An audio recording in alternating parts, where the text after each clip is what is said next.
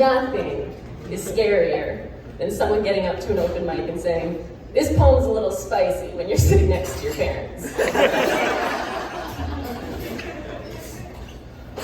I never saw past this. These walls, this mountain, mid-30s was as far as I'd ever been able to envision.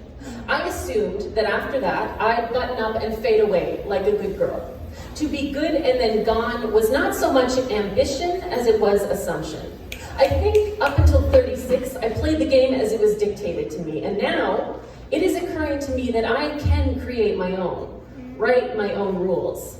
It's easy to ignore, to just not see it, but if we cared to look for it, we'd see that there are stationery drawers and side tables in the corners of guest rooms with artfully draped pearls, understated scarves, and when the occasion calls, a well-placed brooch or two.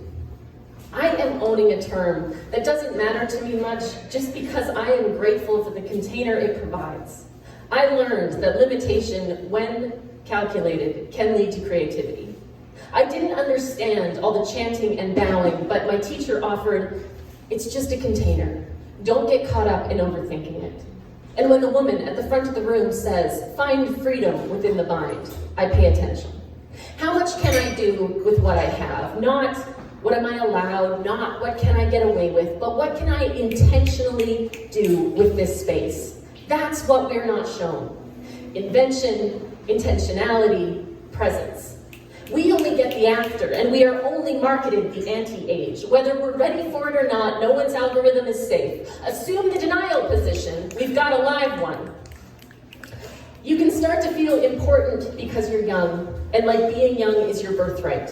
Like gripping onto a sunny day or feeling entitled to good weather because you made plans, at a certain point, those holding the flashlights stop pointing them in the direction we're headed and only shine them on the footprints we left behind.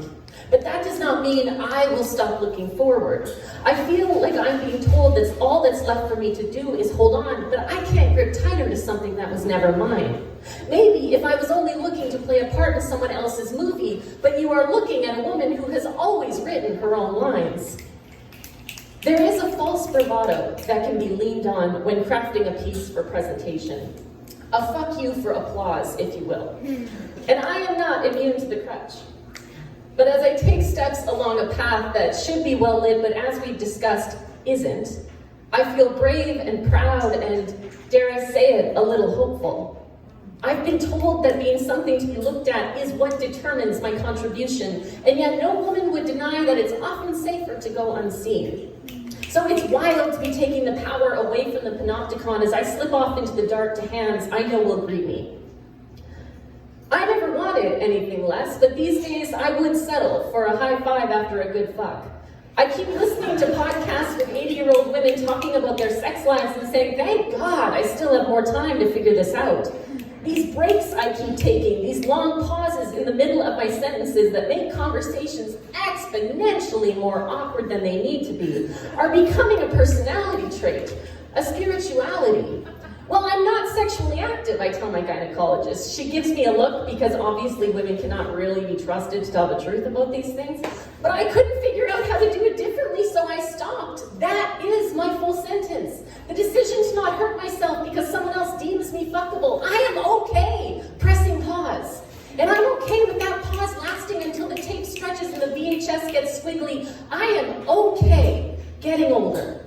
The less time spent inside yourself, the easier it becomes to mistake a culture's hatred for your own. When your consumption outweighs your production, you can get swept away on a tide of misideas, but let me tell you, no, not quite yet. It is not easy to stand still, never mind to swim against it. But not easy? It's not even close to not doable. It's just reminding your muscles what it once felt like to climb trees, only now I have my grandmother's pearls around my neck to keep me brave. It turns out classic really doesn't ever go out of style.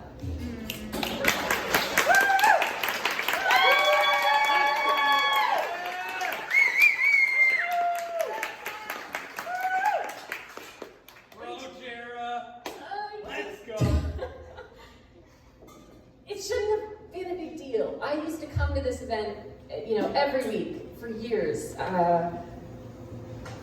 tonight was a really big deal, and I'm really excited to be back on the stage.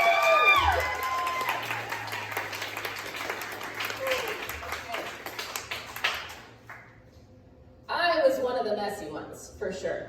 Drunk, sober, work, parties, my feelings were always spilling out of me. I don't remember any explicit messaging, but the shame, the anger, the blame, it had to come from somewhere. My clothes were taking measurement for sure. Too small, too big, cover up, or wrap it tighter. And then I didn't implode, no, but it wasn't just me in the room anymore. Now there were meetings. Now I had involved others. And hella, unfortunately for me, there weren't any more cities to move to. When I made art for the last time, when I fucked up, when I overshared, I course corrected like a mother. Like the perfectionist my father raised me to be. I buttoned up, ordered salads, renounced sex. You know, eat, pray, love? This was its opposite. From this vantage point, of course that relationship makes sense. I couldn't be touched, I couldn't be known, I couldn't commune. So I found someone who made all of that possible. And it looked like growth. I lost weight, made more money, moved out of the attic and into a respectable one-bedroom. I did what 30-year-old women who publicly flailed for years and years should do. I grew up. But I grew up from the outside in. It's possible that some would still say I'm overly vulnerable, highly emotional. I hate to break it to you, but now nothing gets out without senior management's approval. Now, my tears are only ever fulfilling contractual obligations. My vulnerability is executed with precision, which I think reduces the word to simply able. I am able. I am stable. Am I formidable? Well, I'm formed. And this formation was designed to make me immune to criticism, but that seems to be the only thing I'm still able to feel. Others' words have become my very own weapons of mass destruction. However you want to describe it, minimalism, wellness, mindfulness, there is so much less here than there was. I had lost my capacity to spill, misplaced it in the Great Purge. That is the only way I can explain the pool of butter that once took up this body and what it is now. I seem to have drizzled it over the overpriced gourmet bag of popcorn I consumed the other night while binging the latest season of Love is a Blind Jersey Island of Below Deck Bachelors in Paradise. I want to remember, relearn. When my favorite color was still yellow, I miss being soft. I miss knowing how to be held. Many years ago, I coated myself in candy, then sat very still while I waited for it to harden. I wanted sweetness, but I needed a shell. And for many years, it did the trick, even though there's cat hair stuck to me in places. And now, I am ready to stretch, to crack, to exchange the shine of veneer for the unfiltered face of mourning. I want to know softness again. I got really far on very little fuel as a result of digging deep, giving little, and conserving my energy, and now I want a pair of hands reaching for me during the day. I want to be fed by someone else's cooking from time to time. I got to where I am by turning in, tuning out, and buckling down. I know why I did it. I see what the other side of the mountain looks like now. I get it. And now, I want otherwise. I have found my tribe. I have been nourished on Thanksgivings and birthdays by loves that don't see all of my intolerances as a burden. I have been facing the wrong direction all this time, playing this sick little game with myself where I reach for hands with no history of being there. I understand why it had to be how it was. I get it. But now, finally, I am strong enough, I am safe enough, and I'm whole enough to come undone. And it be clean.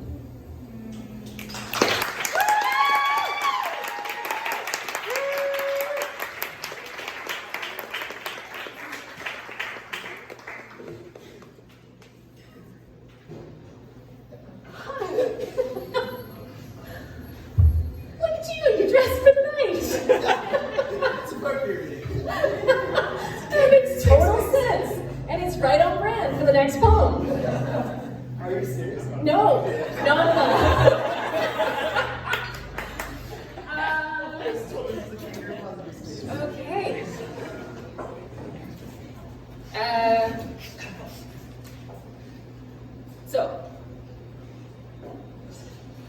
bear with me. I went through a very changing experience with a romantic partner a few years ago. And I didn't note the correlation. I stopped writing after that. And when I started to write again in January, I put the pieces together, and realized that what I was waiting for to be ready was I needed to not be writing about them. So I needed to get to a place where the poems were back to being about me and my experience.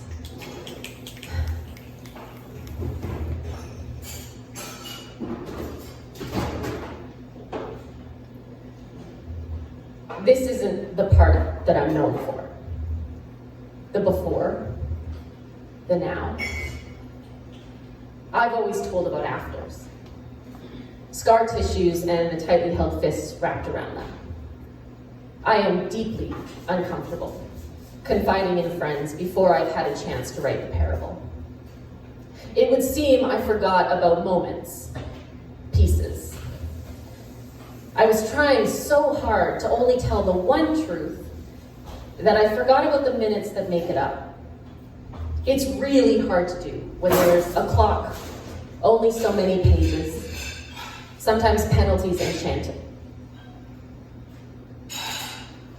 Once upon a time, someone who said they loved me used to accuse me of lying. So because I loved him, I believed him. So I started to pull myself apart to look for it. Where it was, I wasn't honest. I'd peel myself back in thin strips, like the cheese strings I wouldn't eat in grade 5, looking for the lies. Tiny strip. It must be in here. Tiny strip. He wouldn't say it if it wasn't true. Tiny strip. Show me where I'm wrong. Around this time, everything went dark.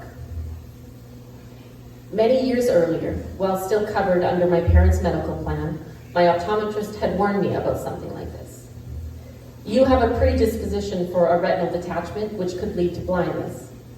So if it ever seems like a black curtain has come down over your eyes, get to the emergency room. A black curtain had come down over my eyes. The surgeon acted fast, but the blind spot still exists. There are some things I just can't see. Some truths I just can't recognize. When I repeated what the used car guy said he was going to do for me to my dad's only response was, "He's lying to you, Pam." I just didn't know we could do that. There are some bodies that have different rules. When I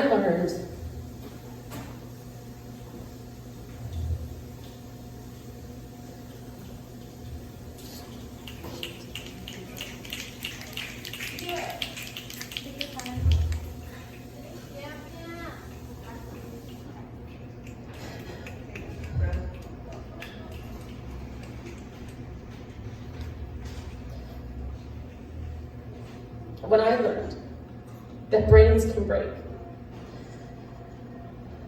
and that breaks can be gentle,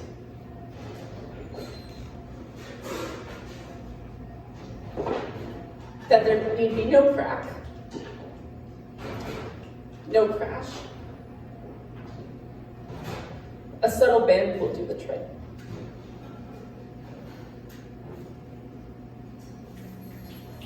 Just a bit more. Bend just a bit more. There. Who are you now? If you can't say, then you're a liar.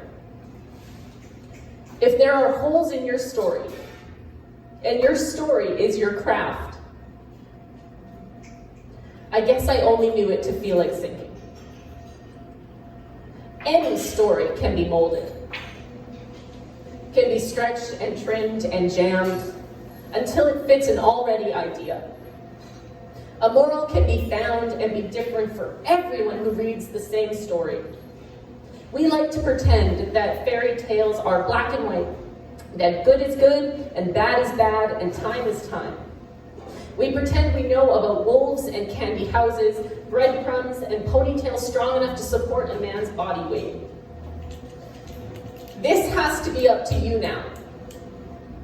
I think we've both seen how far I can and will go. I am not making any demands. But if I am meant for anything other than loyalty to someone who isn't there, this has to be up to you now. I really like thunder before a rainstorm. Like a weekend dad, big fuss, no mess. I answered the call, and what followed was 2 years of rain. There were lies. I had just been looking in the wrong body. I usually know I'm not doing great when my answer of fine is just slightly too aggressive. I was aggressively fine for 2 years. A natural water baby, I skated over the frozen pond of my life. At 3 different times, I've been asked if I would write a victim impact statement. This wasn't one of them. Bend.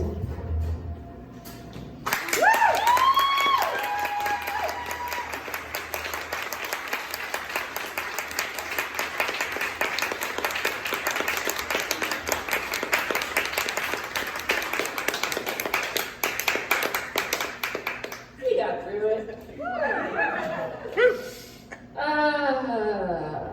So then all the poems have been written in the last 3 months, I would say. New shit! New shit! And it's funny because when you're writing one and then when you're writing another, you're not thinking about how they relate to each other, but the same themes kept coming up. And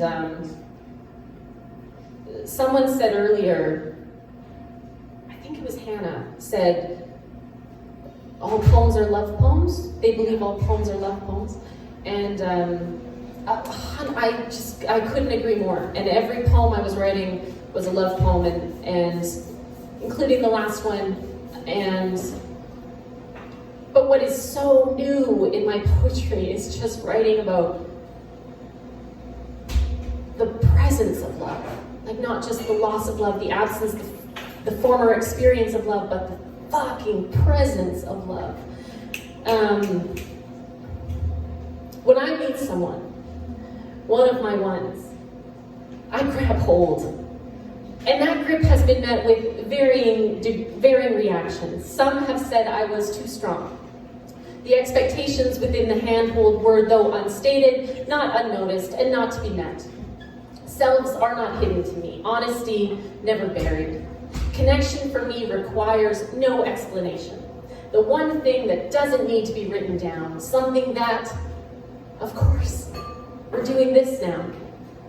But humility is in understanding that my experience is not the experience. I am feeling something is different from something is happening. This makes more sense to me, seems more honest to me than the other response I've received. That my grip has gone entirely unnoticed, or even more confounding, that it was assumed I was completely indifferent. Insides and outsides being so misread is a pathway to truth for me. Like a wormhole showing me an alternate reality where up is down and down is up. So this is how little I am. I have held my people for years and years without pausing to look up. And then when I finally did so, seeing that they'd been so long gone by then that they were not even taking my calls anymore. I was and remained stunted by their absence. The humiliating realization that I didn't know that intimacy can never be assumed. What did you mean when we held each other in front of the fire at Lake of the Woods? When we became blood brothers? When we whispered our I love you? When we spread our letters across the country, sending burnt CDs with themes of home? What did you mean? At 22, an employer lied to me in the name of business. This was the only earthquake I've ever actually noted. I've been on the West Coast now for 12 years and know, because of the news reports in the hours that follow, that my body has experienced earthquakes, but my mind has never clocked one. When you grow up somewhere where the earth doesn't move, it takes more than it moving to shake you of your conviction that it doesn't. But that time, an adult 20 years my senior with all of God's love and money lied to me then let me go. I felt the earth move that time. I realized that what most people are saying is a while when their mouths shake forever. They've just got really good sound mixers. I'm sorry I hurt you. I said it. I knew it was over, that there was no convincing or undoing. That time, it meant letting someone not love me anymore, and they did it well. And watching how that changed the shape of my forever into just a wind tunnel. Air on the other side, no longer a closed circuit. I met someone recently. I know I like him because I don't want anything from him. I am just so happy he exists. That I now get to look forward to meeting people like him. I had forgotten about looking forward. As my muscles atrophied and I got more sedentary, I could only imagine time travel. Impossible leaps my knees can't handle. I'd maybe even forgotten about new forevers, potential invites. I've lost loves and held on to others, but finding new ones gets fewer and fewer as the years go on.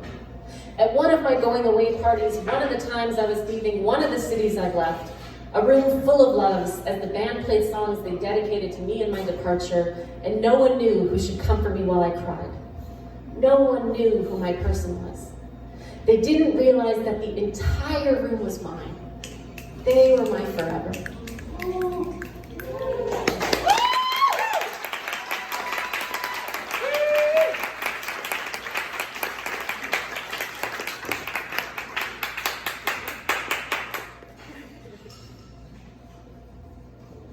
Okay.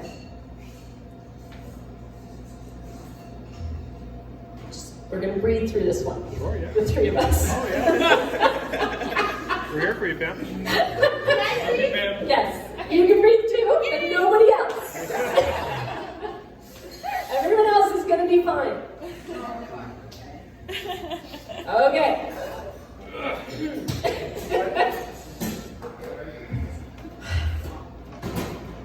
My friend Hannah has a sad. And it's bigger than any of my sads. It's one of those sads that only a mom can fix.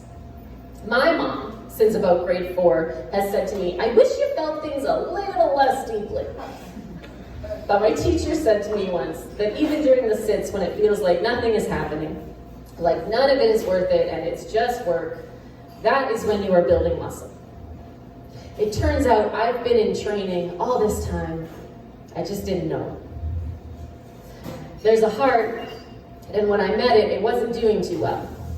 In fact, it had broken a while back, so its owner scattered its dust like spilled salt over his shoulder up and down the rocks of the West Coast.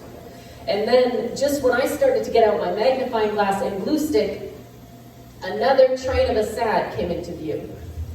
And call it naivete, but I really didn't think trains could run that closely together. Like, surely that would just endanger too many bodies. My friend Hannah, well, she's a little slippery. She's like an otter slicked in olive oil, so I can only hold her hand some of the time. So even though she sits very still, I know I only have at most an hour before she says, I have to go now. But I'm getting better at sneaking up on her, creeping up to wherever she is, and smooshing myself up against the window where she sits. I move very slowly, and I cover my eyes like a little kid, pretending that if I can't see her, then she can't see me, so she won't get spooked. And then I push, until I hear a gentle creak of pressure on something fragile. And only when I'm in position do I uncover my eyes and start the clock before I know she'll say, I have to go now. And I whisper, hi, Hannah. and she kind of hears me. But mostly what happens is the window fogs up, and I hope that makes her feel like she's wearing a cloak of mist and that she is brave and held and wild. Even if, for my own sake, I'm trying to contain her just for a few minutes. My friend Hannah has a really big sad. And I forgot that when I ask for people to love, that their sad comes with them. The monk said, when your heart is fully open, it is no longer breakable. I am very closed. My heart still breaks. Highly defended is how the therapist put it. So it's kind of like moving through water. Kind of like trying to get dressed in the dark. You know how to do it, but there's a noticeable change in sensation. This, what we're doing, feels like adding salt to a dish. Like it's deepening the flavor of how we hold each other. When she runs away from us so she doesn't drip her sad on us, she doesn't realize that we never closed the gap. There's a permanent Hannah imprint on wherever she last was because she's a permanent. Because the we is an us and the us is a whole. So even when she feels alone or we feel we're missing her, we're too much together for those to be facts. When I talked about intimacy, when I said, oh, we're doing this now in the last poem, Hannah was who I was talking about. There was no window or grace period or waiting for the oven to warm up. We were not, and then we were. We were friends, and then she came, and we were a family. Hannah is teaching us about life and living and how much loss is possible when you truly live and truly love. Hannah is teaching us about both. I walked alone for a lot of years. And it turns out that growth is not losing my training wheels, going it even more alone like I thought it was going to be, but earning a Hannah, earning the ability and the privilege of being less alone. Hannah, the ultimate lone wolf, introduced mine to having a pack.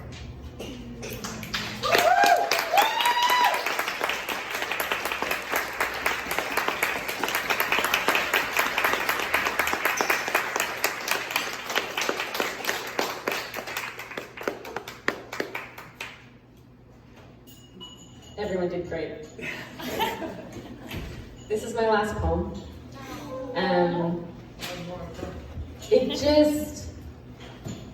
It just feels really fucking cool to be here and to be welcomed back. And thank you for the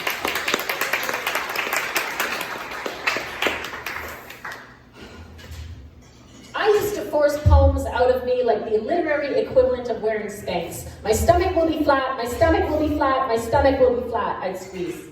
And still, if given the chance, I would force those who didn't want to hold my hand to hold it. Consent be damned when you're a child in heat, I say. My heart, if you want to call it that, hasn't grown up yet. But I keep trailing her behind me on all these damned long-distance hikes that y'all are so damn fond of out here, but she has no interest in being on. When I found her, she was sucking her thumb behind a dumpster I long stopped walking past, outside the restaurant where Greg worked. Oh, I'm here for you, I said. Come along then. And even then, I couldn't for the life of me remember when I left her there. Speaking plainly, I was angry. I hated her. I thought she was dead weight and I couldn't look at her. Had she done anything wrong? No. But she was just so damn easy to hurt, and even I couldn't resist kicking the puppy. I'm sorry, but man up already. I know, I said it, I'm sorry again. Being a feminist was fun for a while, so there was that. Then there was poetry. Then everyone stopped playing, and the stage seemed to be saying that it was time to grow up. You still want to play dress up? Stephanie Tinsky said to me on the yellow carpet in the basement. No one does that anymore. So we watched TV. For the rest of the next 4 years, until we stopped being friends. Watching is safer than playing, we learned that day. But back to me and my heart, if you want to call it that. When everyone stopped playing with us, and it was just me and her and I, and neither of us wanted to go it alone with the other. Oh, don't get me wrong, she would have had me, but I couldn't look at her. So instead, I adopted a cat, so there would be a third in the mix, someone I could talk to at the very least. And it was fierce and independent and wholly disinterested, so I made it my baby. I cooed it, and I cuddled it, and I contemplated making it its own Instagram account. Don't worry, I didn't. And it completely ignored me, and I felt safe. During this time, I avoided mirrors. I hid myself in attics and took myself for long walks alongside bodies of water that couldn't touch me back, and I guess, through it all, she was there. I wasn't really paying attention anymore. This is just an inventory, in case that isn't clear. I lost people along the way because I didn't know how to not do that thing I always do, but she stuck around for whatever reason. I thought that thing I always did was why they were in those rooms, those cars, those seats in the first place. That thing, even if I couldn't name it, was why that boy called me at home from the movie theater that time. But it was like, they loved me for that thing, just not when I did that thing. So they left. And I still struggle with how I could have done that thing and kept them from leaving, or not done that thing. They would have stayed, and then maybe she would have left on her own. Her legs were strong enough by then. But I didn't, and they didn't. So she didn't. She stayed.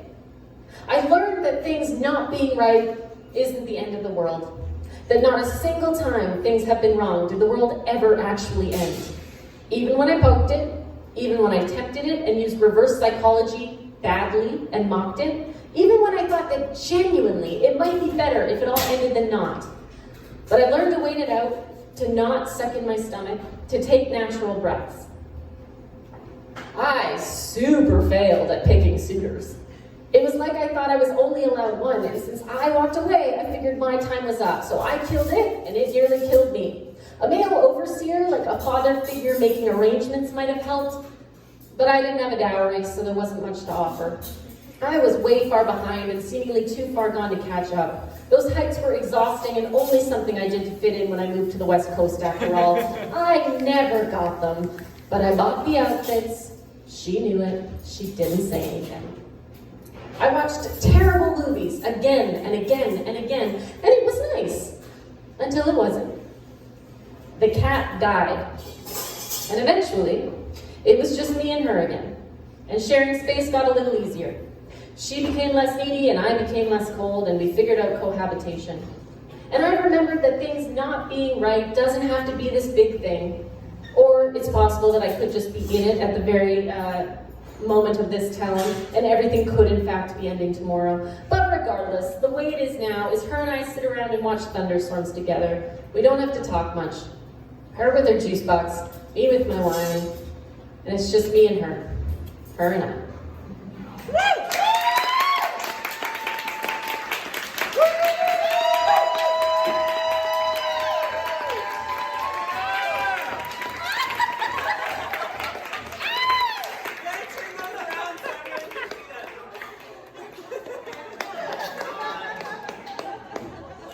That was absolutely fantastic. The entire night, you are all incredible. Take your dishes, bring them over to the busing station, and let's get out of here because they want to go home. And I love you all. I'll see you next week, I hope. Yeah!